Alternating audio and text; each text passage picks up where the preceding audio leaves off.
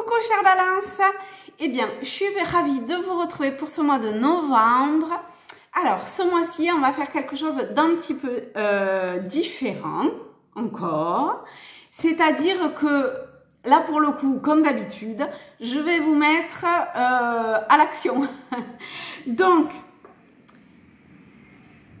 je vous invite, ça vous invite à vous poser, ok, à vous centrer,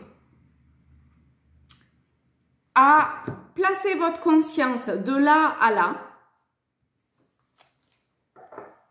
d'aller dans cet espace de paix, de tranquillité. Et en fonction de vos questionnements, d'une situation qui est compliquée à gérer, peu importe le domaine dans lequel c'est, finalement, peu importe quoi qu'est-ce, ce tirage va être là pour apporter un éclaircissement, une compréhension, éventuellement faire un soin. Et pour, de toute façon, vous aider dans votre cheminement et dans ce que vous avez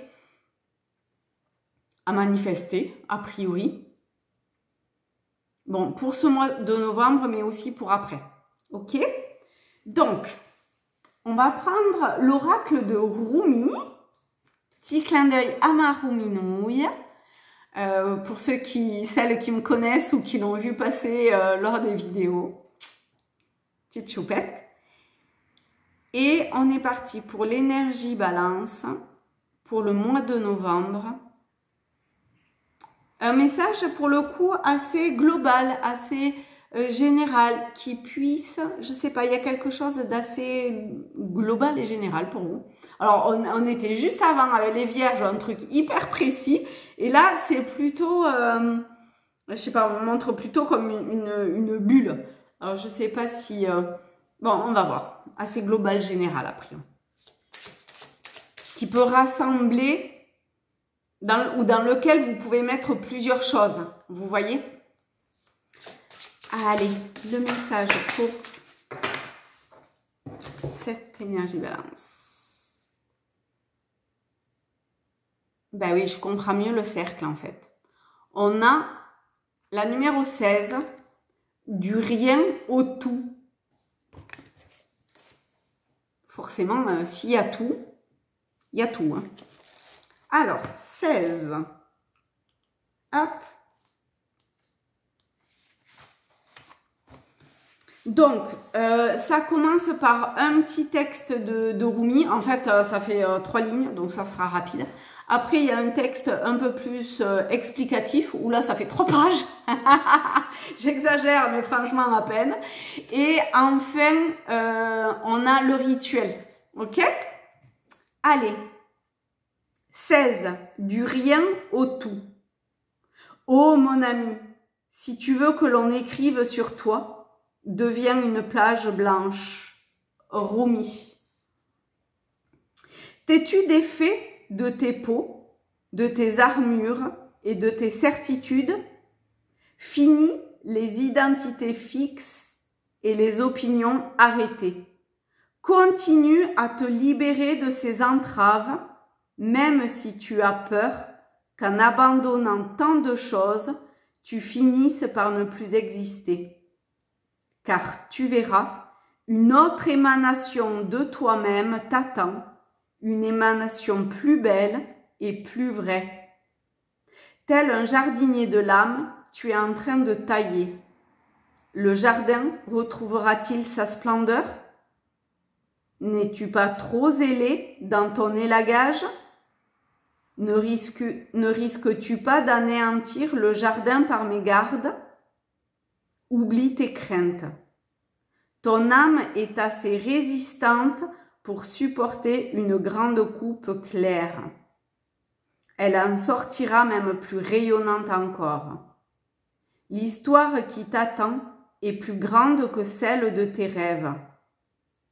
Même si tu es brillant, et il n'y a aucun doute à ce sujet, mon ange, il y en a un qui l'est davantage. L'imagination de ce grand écrivain cosmique dépasse l'entendement. Les histoires qu'il a créées chaque instant sont si riches que les arts et la musique y trouvent leur source d'inspiration. L'une de ces histoires a été créée spécialement pour toi. Oui, pour toi, avec un rôle de vedette et les meilleurs partenaires en second rôle. Quand tu l'entendras, tu seras ébahi, émerveillé, immensément joyeux, tu en auras le souffle coupé. C'est une grande histoire d'amour, une formidable aventure avec une fin vraiment spectaculaire et divine. Tu veux l'entendre? Alors sois attentif. Oublie tes propres histoires et prépare-toi à être transporté par le grand artiste, le poète vivant de l'amour. Prépare-toi à être emporté dans l'histoire de ta destinée divine. Il y a des étapes sur le chemin de l'amour où l'essentiel est de se détacher des identités, des connaissances, des certitudes, des opinions et des tentatives de contrôle. On risque alors de se sentir dépouillé. On se demande si l'on pourra le supporter. Que restera-t-il après cette épuration? On risque aussi de se sentir mis au défi à chaque fois que l'on essaie de progresser, comme si l'on était bloqué par des forces hors de notre contrôle. Comme si, maintes et maintes fois, la grande main nous donnait une tape au poignet au moment précis où l'on essayait de saisir fermement quelque chose, quelqu'un, n'importe quoi, pour peu que cela puisse nous apporter des certitudes ou une certaine stabilité intérieure. Voilà les rigueurs qu'exige cette étape avancée de la voie. Pour relever le défi, l'âme doit y être prête. Mais pourquoi doit-on supporter cela? C'est une sage question. Quand il nous est demandé d'abandonner nos histoires, les interprétations qu'on a données au fil des ans à notre vie, il arrive qu'on reste d'abord sourd à l'appel. Peut-être en aura-t-on vaguement conscience, mais sans vraiment comprendre que c'est la grande source divine qui nous le demande. On continue alors à se raconter nos petites histoires, car l'esprit aime se voir comme un grand dompteur de mots. Il s'impressionne lui-même avec ses opinions et ses belles déclarations.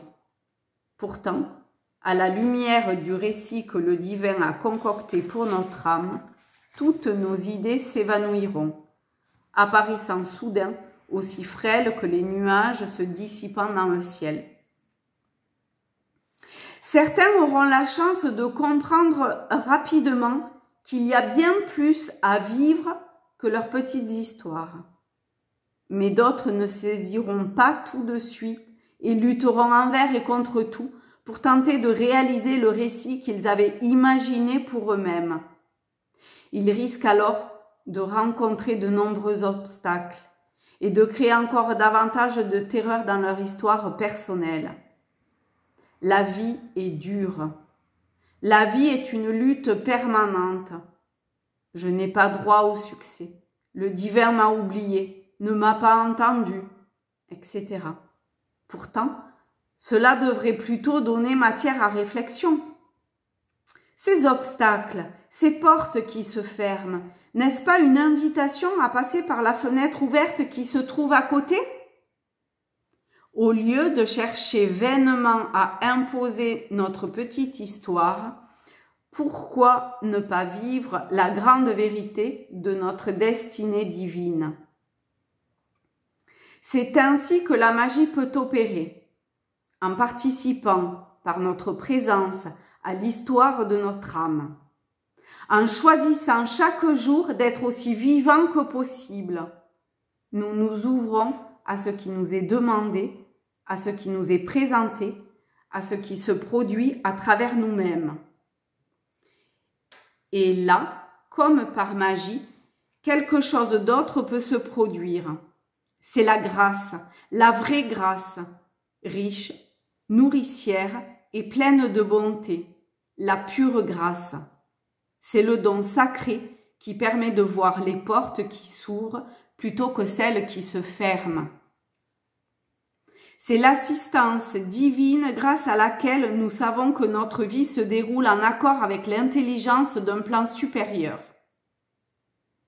Quand on cesse de trop penser et que l'on se met à vivre au jour le jour, on comprend soudain que notre histoire personnelle est bien plus extraordinaire et parfaite que tout ce que nous aurions pu tenter de produire, même en faisant preuve de la plus folle imagination.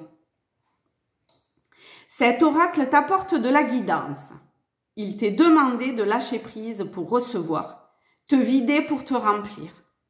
Cela peut signifier te détacher d'un lien amoureux pour recevoir l'amour pur et authentique, ou abandonner l'idée de décrocher un jour le travail de tes rêves pour te laisser guider vers une vocation plus profonde où tu rencontreras le succès.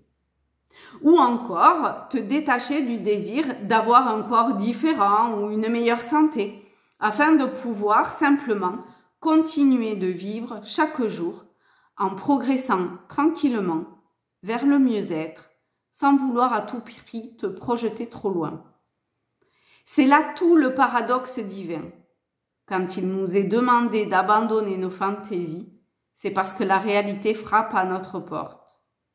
Or, bien souvent, celle-ci nous apporte précisément ce dont nous rêvions, mais sous une forme qui sera meilleure pour nous. L'expérience humaine de ce paradoxe se traduit par le sentiment de perdre espoir, le sentiment que nos rêves se meurent. Cela peut être pénible et apporter beaucoup de souffrance. Pourtant, ce qui est en train de mourir, ce sont seulement nos attachements et nos opinions sur la vie que l'on devrait mener. C'est une étape indispensable pour cesser de rêver et commencer à vivre. C'est ce qui se produit à présent en toi. Ne succombe jamais à la peur. Accepte toutes les étapes du processus sans nourrir d'attentes précises, mais en faisant confiance à ton cœur quand il te dit que le divin est simplement en train de te guider de l'imagination vers l'accomplissement. Maintenant, on va voir le rituel sacré.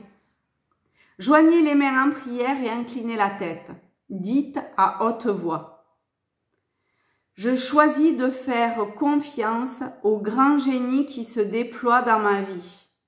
Je remercie pour la grâce qui inonde à présent mon cœur. Je n'ai aucun besoin de savoir. Je crois en la perfection de mon être qui se déploie avec une intelligence et une sagesse innées. Rumi, qui m'aime inconditionnellement, m'offre sa protection. J'accepte ma destinée avec un cœur calme et confiant. S'il te plaît, aide-moi à me délivrer des histoires, des attachements, des rêves et des peurs qui m'ont empêché de vivre pleinement les désirs de mon cœur. Je décide à présent d'accorder une confiance inconditionnelle au tendre génie de la vie qui permettra l'accomplissement de ma destinée. Qu'il en soit ainsi. Le rituel est terminé. Je vous fais de très gros bisous et je vous dis à très vite. Salut!